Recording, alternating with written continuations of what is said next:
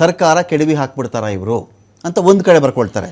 ಇನ್ನೊಂದು ಕಡೆ ಈ ಯಾರು ಹಾಲಿ ವ್ಯಕ್ತಿ ಇದ್ದಾರಲ್ಲ ಸಿದ್ದರಾಮಯ್ಯನವರು, ಅವರನ್ನು ಮುಖ್ಯಮಂತ್ರಿ ಹುದ್ದೆಯಿಂದ ಕೆಳಗಡೆ ಇಳಿಸಿಬಿಟ್ರೆ ಆಗ ಆಗಬಹುದಾದ ಡ್ಯಾಮೇಜ್ಗಳೇನು ಅಂತ ಒಂದು ಕಡೆ ಬರ್ಕೊಂಡಾಗ ಎರಡನ್ನೂ ಒಂದು ತಕಡಿಗೆ ಹಾಕಲ್ವಾ ದೀಪಕ್? ಖಂಡಿತವಾಗ್ಲೂ ಈಗ ಆ ತಕಡಿ ವ್ಯವಹಾರನೇ ಈಗ ಹೈಕಮಾಂಡ್ ನ 4 ಗೋಡೆ ಒಳಗಡೆ ನಡೀತಿರುವಂತದ್ದು. ಆ ತಕಡಿ ವ್ಯವಹಾರ ಯಾರು ಹೆಚ್ಚು ತೂಗ್ತಾರೆ, ಯಾರು ಹೆಚ್ಚು ನಷ್ಟ, ಯಾರು ಕಳ್ಕೊಂಡ್ರೆ ಹೆಚ್ಚು ನಷ್ಟ ಅಂತೇಳಿ. ಆದ್ರೆ ಪಾರ್ಟಿ ಸೇವೆ ಮಾಡಿದ ತಕ್ಷಣ ನಾವು ಅಧಿಕಾರವನ್ನ ಕೊಡ್ಬೇಕು ಅಥವಾ ಅಧಿಕಾರ ಬೇಕು ಅನ್ನೋದಿದೆಯಲ್ಲ, ನೀವು ಎಲ್ಲಾ ಪಾರ್ಟಿ ತಗೊಳ್ಳಿ, ಬಿಜೆಪಿ ತಗೊಳ್ಳಿ, ಕಾಂಗ್ರೆಸ್ ತಗೊಳ್ಳಿ, ಜೆಡಿಎಸ್ ತಗೊಳ್ಳಿ. ಈಗ LK ಅಡ್ವಾಣಿ ಅವರು ಕೂಡ ಬಿಜೆಪಿಗೆ ಅವ್ರೇನು ಕಡಿಮೆ ಸೇವೆ ಮಾಡಿರ್ಲಿಲ್ಲ, ಅಧಿಕಾರ ಸಿಗಲ್ಲ ಅನ್ನೋ ಸಂದರ್ಭದಲ್ಲಿ. ಹಾಗೆ ಕಾಂಗ್ರೆಸ್ ನಲ್ಲಿ ಕೂಡ ಬಹಳಷ್ಟು ಜನ ಪಕ್ಷಕ್ಕಾಗಿ ದುಡ್ದಂತವ್ರು ಇದ್ದಾರೆ, ಅಧಿಕಾರ ಸಿಗೋದಿಲ್ಲ. ಎಷ್ಟೋ ಜನ ಅಧಿಕಾರಕ್ಕೋಸ್ಕರ ಇಡೀ ಲೈಫ್ ನ ತ್ಯಾಗ ಮಾಡಿದವರಿದ್ದಾರೆ. ಹಾಗಾಗಿ ಅವರು ಸಾಮಾನ್ಯ ಒಂದು MLA MLC ಆಗಕ್ಕಾಗದೆ ಪಾಪ ಅವರು ರಾಜಕೀಯ ಜೀವನ ಅಂತ್ಯ ಕಾಣಿಸ್ಕೊಂಡಂತದ್ದು ರಾಜಕಾರಣದಲ್ಲಿ ನಾವು ನೋಡ್ತಾ ಬಂದಿದ್ದೀವಿ. ಆದ್ರೆ ಇಲ್ಲಿ ಯಾವತ್ತು ನನ್ನ ಪ್ರಕಾರ ನೀನ್ ಪಕ್ಷಕ್ಕಾಗಿ ಸೇವೆ ಮಾಡಿದ್ಯಾ, ಹಾಗಾಗಿ ನೀ ತಕೋ ಅನ್ನುವಂತ ಫಾರ್ಮುಲಾಗೆ ಹೈಕಮಾಂಡ್ ಹೋಗೋದಿಲ್ಲ ಈ ಕ್ಷಣಕ್ಕೆ. ಯಾಕಂತಂದ್ರೆ ಕಾಂಗ್ರೆಸ್ ಇಡೀ ದೇಶದಲ್ಲಿ ನೀವು ಗಮನಿಸಿದಾಗ, ನಾನು ಮೊದಲೇ ಹೇಳಿದಾಗೆ ಕರ್ನಾಟಕ ಒಂದು ಹೊರತುಪಡಿಸಿದ್ರೆ ಇನ್ನೆಲ್ಲೂ ಕೂಡ ಕಾಂಗ್ರೆಸ್ ತನ್ನ ಸ್ವಂತ ಇನ್ನೆರಡು ಸಣ್ಣ ಸಣ್ಣ ರಾಜ್ಯಗಳು ಬಿಟ್ಟರೆ ಇನ್ನೆಲ್ಲೂ ಕೂಡ ಕರ್ನಾಟಕ ಹೊರತುಪಡಿಸಿ ಇನ್ನೆಲ್ಲೂ ಕೂಡ ಸ್ವತಂತ್ರವಾಗಿ ಅದು ಅಷ್ಟೊಂದು ದೊಡ್ಡ ಬಹುಮತದೊಂದಿಗೆ ಅಧಿಕಾರವನ್ನ ಪಡ್ಕೊಂಡಿರುವಂತ ರಾಜ್ಯಗಳು ಎಲ್ಲೂ ಇಲ್ಲ. ಈ ಒಂದು ರಾಜ್ಯದಲ್ಲೂ ಕೂಡ ಏನಾದ್ರೂ ಅಧಿಕಾರ ಹಂಚಿಕೆಯ ವಿಚಾರದಲ್ಲಿ ಸಣ್ಣ ಎಡವಟ್ಟಾಗಿ ನಾವು ಸರ್ಕಾರವನ್ನ ಕಳೆದುಕೊಳ್ಳುವಂತದ್ದಾದ್ರೆ ಅಥವಾ ಪಕ್ಷದ ವರ್ಚಸ್ಸಿಗೆ ಡ್ಯಾಮೇಜ್ ಆದ್ರೆ ಅದು ಬಹುದೊಡ್ಡ ಭವಿಷ್ಯದಲ್ಲಿ ತುಂಬಲಾರದ ನಷ್ಟ ಆಗ್ತದೆ ಅನ್ನುವ ಸತ್ಯ ಹೈಕಮಾಂಡ್ಗೆ ಗೊತ್ತೇ ಇದೆ. ಯಾಕಂದ್ರೆ ಪಕ್ಷ ಸಂಘಟನೆಯಲ್ಲಿ DK ಶಿವಕುಮಾರ್ ಅವರಷ್ಟು ಪ್ರಬಲರು ಯಾರು ಇಲ್ಲ. ಹಾಗೆ ಪಕ್ಷವನ್ನ ಅಧಿಕಾರ ತರುವಂತಹ ಚರಿಷ್ಮಾ ಇರುವಂತಹ ಜನಪ್ರಿಯತೆ ಇರುವಂತಹ ನಾಯಕರು ಯಾರಾದ್ರೂ ಇದ್ರೆ ಅದು ಸಿದ್ದರಾಮಯ್ಯನವರೇ ಅನ್ನುವಂಥದ್ದು ಕಾಂಗ್ರೆಸ್ನ ಬಹುತೇಕರಿಗೆ ಗೊತ್ತಿರುವಂತ ವಿಚಾರ.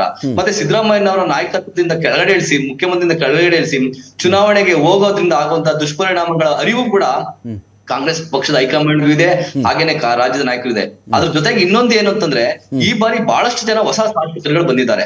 ಅವ್ರಿಗೂ ಕೂಡ ಏನಪ್ಪಾ ಅಂತಂದ್ರೆ, ಸರ್ಕಾರ ಎಡವಟ್ಟಾಗಿ ಏನಾದ್ರೂ ಹೆಚ್ಚು ಕಡಿಮೆ ಆಗಿ ಸರ್ಕಾರ ಬಿದ್ದೋಗ್ಬಿಟ್ರೆ ಅಥವಾ ನಾವು ಚುನಾವಣೆಗೆ ಹೋಗುವಂತ ಸಂದರ್ಭ ಸೃಷ್ಟಿ ಆಗ್ಬಿಟ್ರೆ ಅವ್ರುಗಳು ಕೂಡ ಗೆಲ್ಲಕ್ಕಾಗಲ್ಲ ಅನ್ನುವಂತ ಭಯನೂ ಕೂಡ ಇದೆ.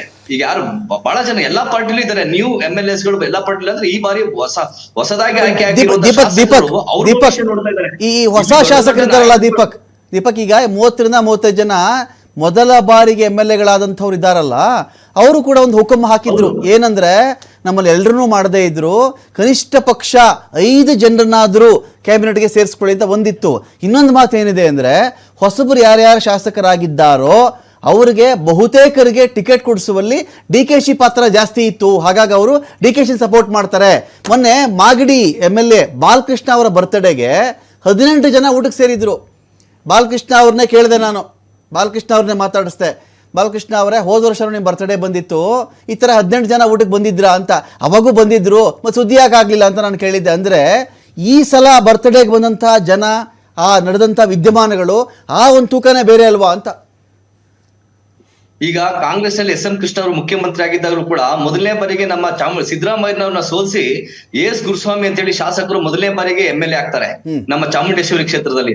ಆಗ್ಲೂ ಕೂಡ 15ಕ್ಕೂ ಹೆಚ್ಚು ಹೊಸ ಶಾಸಕರುಗಳದ್ದು ಒಂದು ಒಕ್ಕೂಟವನ್ನೇ ರಚನೆ ಮಾಡ್ಕೊಂಡು ಕಾಂಗ್ರೆಸ್ ನಲ್ಲಿ ಹೊಸದಾಗಿ ಆಯ್ಕೆ ಆಗಿರುವಂತ ಶಾಸಕರುಗಳಿಗೆ 5 ಜನಕ್ಕಾದ್ರೂ ನೀವು ಸಚಿವ ಸ್ಥಾನ ಕೊಡಬೇಕು ಅಂತೇಳಿ ಅವತ್ತು ಕೂಡ ಅಂತದ್ದೇ ಒಂದು ಬೇಡಿಕೆಯನ್ನ AS ಗುರುಸ್ವಾಮಿ ಅವರು ಹಾಕಿರ್ತಾರೆ. ಯಾಕಂದ್ರೆ ಅವರು ಸಿದ್ದರಾಮಯ್ಯನೇ ಸೋಲ್ಸ್ ಬಂದಿದ್ದರಿಂದ ಆ ಒಂದು ಮುಖ್ಯ ಸಚಿವ ಸ್ಥಾನವನ್ನು ಕೇಳುವಂತ ಶಕ್ತಿ ನನಗಿದೆ ಅಂತ ಹೇಳಿ ಆಗ್ಲೂ ಕೂಡ ಒಂದು ಒಕ್ಕೂಟ ಮಾಡಿರ್ತಾರೆ. ಹಾಗಾಗಿ ಇವತ್ತು ಕೂಡ ಆ ಸಂಖ್ಯೆ 15ರಿಂದ 35, 40 ತನಕ ರೀಚ್ ಆಗಿರ್ಬೋದು.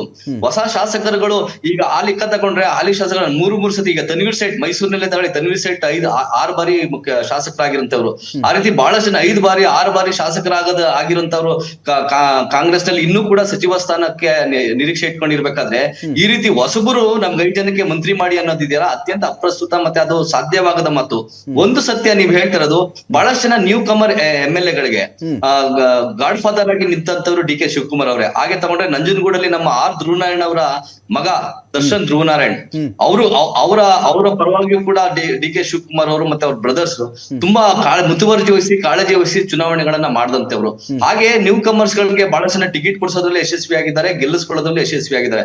ಆದ್ರೆ ಅವ್ರು ಯಾರು ಕೂಡ ಧೈರ್ಯವಾಗಿ ನಾವು DK ಶಿವಕುಮಾರ್ ಅವ್ರ ಪರ ಇದ್ದೇವೆ ಅಂತ ಹೇಳುವಂತಹ ಆ ಧೈರ್ಯವೂ ಇಲ್ಲ, ಮತ್ತೆ ಅಂತ ಸ್ಥಿತಿಲೂ ಕೂಡ ಆ ಹೊಸ MLAಗಳು ಇಲ್ಲ. ಯಾಕಂದ್ರೆ ಸಂದರ್ಭ ಬಂದಿಲ್ವಾ ಅಂತ, ಇನ್ನು ಸಂದರ್ಭ ಬಂದಿಲ್ವಾ ಅದಕ್ಕೆ ಅಂತ ದೀಪಕ್, ಸಂದರ್ಭ ಬಂದಿಲ್ವಾ ಅಂತದ್ದು ಅಂತ ಹೇಳುವಂತ ಸಂದರ್ಭ ಬಂದಿಲ್ವಾ ಇನ್ನೂವರೆಗೂ ಅಂತ. ಇಲ್ಲ ಅವರು ಈಗ ನ್ಯೂ ಕಮರ್ಸ್ ಗೆ ಭಯ ಇದೆ. ಈಗ ನೋಡಿ ಮೈಸೂರು ಭಾಗದಲ್ಲಿ, ಮಂಡ್ಯ ಭಾಗದಲ್ಲಿ ಅಥವಾ ಚಾಮರಾಜನಗರದ ಭಾಗದಲ್ಲಿ ನೀವು ಸಿದ್ದರಾಮಯ್ಯನವರು ವಿರುದ್ಧವಾಗಿ ನಾವು ಡಿ ಕೆ ಶಿವಕುಮಾರ್ ಅವ್ರು ಅಲ್ಲಿಂದ ಬರ್ಬೋದು, ಕುಣಿಗಲ್ಲಿಂದ ಬರ್ಬೋದು, ತುಮಕೂರಿಂದ ಬರ್ಬೋದು, ಅಥವಾ ಬ್ಯಾಂಗ್ಳೂರ್ ರೂರಲ್ ಇಂದ ಧ್ವನಿಗಳು ಬರ್ಬೋದು. ಆ ರೀತಿ ಧ್ವನಿ ಉತ್ತರ ಕರ್ನಾಟಕದಿಂದಲೋ ಅದು ಹಳೆ ಮೈಸೂರು ಭಾಗದಿಂದಲೋ ಆ ತರ ಧ್ವನಿಗಳು ಬರೋದಕ್ಕೆ ಸಾಧ್ಯನೇ ಇಲ್ಲ. ಯಾಕಂದ್ರೆ ಅಂತ ಸ್ಥಿತಿ ಇಲ್ಲ ಇಲ್ಲಿ. ಯಾಕಂದ್ರೆ ಸಿದ್ದರಾಮಯ್ಯನವರ ರಾಜಕೀಯ ಶಕ್ತಿ ಮತ್ತೆ ಇದಿದೆಯಲ್ಲ, ವೋಟಿಂಗ್ ಪ್ಯಾಟರ್ನ್ ಇದೆಯಲ್ಲ, ವೋಟಿಂಗ್ ಪ್ಯಾಟರ್ನ್ ಅಲ್ಲಿ ಪ್ರತಿ ಕ್ಷೇತ್ರದಲ್ಲೂ ಕೂಡ ಸಿದ್ದರಾಮಯ್ಯನವ್ರನ್ನ ಅವಲಂಬಿಸಲೇಬೇಕಾದಂತ ಕ್ಷೇತ್ರಗಳೇ ಮೈಸೂರು ಜಿಲ್ಲೆಯಲ್ಲಿ ಇರುವಂತದ್ದು, ಚಾಮರಾಜನಗರದ ಜಿಲ್ಲೆಯಲ್ಲಿ ಇರುವಂತದ್ದು, ಹಾಗೆ ಮಂಡ್ಯದ ಕೆಲವು ಭಾಗಗಳಲ್ಲಿ ಮಂಡ್ಯದಲ್ಲಿ ಇರುವಂತದ್ದು. ಆ ಕಾರಣಕ್ಕಾಗಿ ಅವ್ರಿಗೆ ಯಾರು ಹೊಸ ಶಾಸಕರುಗಳಿಗೆ ಅದಿಲ್ಲ ಅದು. ಬಟ್ ಏನಪ್ಪಾ ಅಂತಂದ್ರೆ ಒಂದು ಆ ಜಾತಿಯ ಏನಿದೆಯಲ್ಲ ಕಮಿಟ್ಮೆಂಟ್. ಈಗ ಒಕ್ಕಲಿಗರು ಡಿ ಕೆ ಶಿವಕುಮಾರ್ ಪರ ಕೇಳಲಿಲ್ಲ ಅಂತಂದ್ರೆ ನಾಳೆ ಒಕ್ಕಲಿಗರ ಹತ್ರ ಹೋಗಿ ಹೆಂಗಪ್ಪ ಓಟ್ ಕೇಳೋದು ನಾವು? ಈಗ ಮಂಡ್ಯದಲ್ಲಿ ಚಲುವರಾಯ ಸ್ವಾಮಿ ಅವರು ಇದ್ದಾರೆ. ಮಂಡ್ಯದಲ್ಲಿ ಚಲುವರಾಯ ಸ್ವಾಮಿ ಅವರಿಗೆ ಒಂದು ಧರ್ಮ ಸಂಕಟ. ಅವರು ಸಿದ್ದರಾಮಯ್ಯನವರು ಆಪ್ತರಿದ್ದಾರೆ, ಹಾಗೇನೆ ಡಿ ಕೆ ಶಿವಕುಮಾರ್ ಅವ್ರಿಗೂ ಆಪ್ತರಿದ್ದಾರೆ. ಈಗ ಅವರು ಡಿ ಕೆ ಶಿವಕುಮಾರ್ ಪರವಾಗಿ ಮುಖ್ಯಮಂತ್ರಿ ಮಾಡಿ ಅಂತ ಹೇಳಿ ಅವ್ರು ಹೋಗ್ಲಿಲ್ಲ ಅಂದ್ರೆ, ಪ್ರಯತ್ನ ಪಡ್ಲಿಲ್ಲ ಅಂದ್ರೆ ಮುಂದಿನ ಚುನಾವಣೆಯಲ್ಲಿ ಒಕ್ಕಲಿಗರು ಹೋಗ್ಬಿಟ್ಟು ನನಗೆ ಮತ ಕೊಡಿ ಅಂತ ಕೇಳುವಂತ ಯಾವ ನೈತಿಕತೆ ಇರ್ತದೆ ಅನ್ನೋ ಪ್ರಶ್ನೆ ಅವ್ರಿಗೂ ಎದುರಾಗಿದೆ. ಆ ತರ ಧರ್ಮ ಸಂಕಟಕ್ಕೆ ಒಳಗಾಗಿ ಡಿ ಕೆ ಶಿವಕುಮಾರ್ ಅವ್ರ ಪರ ಮಾತಾಡ್ತಿರೋರು ಇದ್ದಾರೆ. ಹಾಗೇನೆ ಒಂದಷ್ಟು ಭಯ ಮತ್ತೆ ಮುಂದಿನ ಚುನಾವಣೆಯಲ್ಲಿ ನಮ್ ಭವಿಷ್ಯ ಏನಾಗುತ್ತೋ ಅನ್ನೋ ಆತಂಕ ಕಾರಣಕ್ಕಾಗಿ ಡಿ ಕೆ ಶಿವಕುಮಾರ್ ಅವ್ರ ಹೆಸರು ಹೇಳ್ಬೇಕು ಅಂತಂದ್ರು ಹೇಳ್ದಿರೋಂತ ಸ್ಥಿತಿ ಇರುವಂತ ಶಾಸಕರು ಇದ್ದಾರೆ. ಹಾಗೇನೆ ಹೇಳಕ್ಕಿಷ್ಟೇ ಇದ್ರು ಹೇಳ್ಬೇಕಾದಂತ ಸ್ಥಿತಿ ನಿರ್ಮಾಣ ಆಗಿರುವಂತ ಶಾಸಕರುಗಳು ಮತ್ತೆ ಮಂತ್ರಿಗಳು ಇದ್ದಾರೆ. ಇದೊಂದ್ರೆ ಎರಡು ಕೂಡ ಧರ್ಮ ಸ್ಥಿತಿ ನಿರ್ಮಾಣ ಆಗಿದೆ ನಾಯಕರುಗಳಿಗೆ, ಶಾಸಕರುಗಳಿಗೆ ಮತ್ತೆ ನಾಯಕರುಗಳಿಗೆ. ನಾನು ಮತ್ತಷ್ಟು ಮಾತಾಡ್ತೀನಿ. ಅಖಾಡ ಬಿಗ್ ಫೈಟ್ ವಿಶೇಷ ಮತ್ತೆ ಮುಂದುವರಿಯುತ್ತೆ ಒಂದು ಬ್ರೇಕ್ ಆದ್ಮೇಲೆ.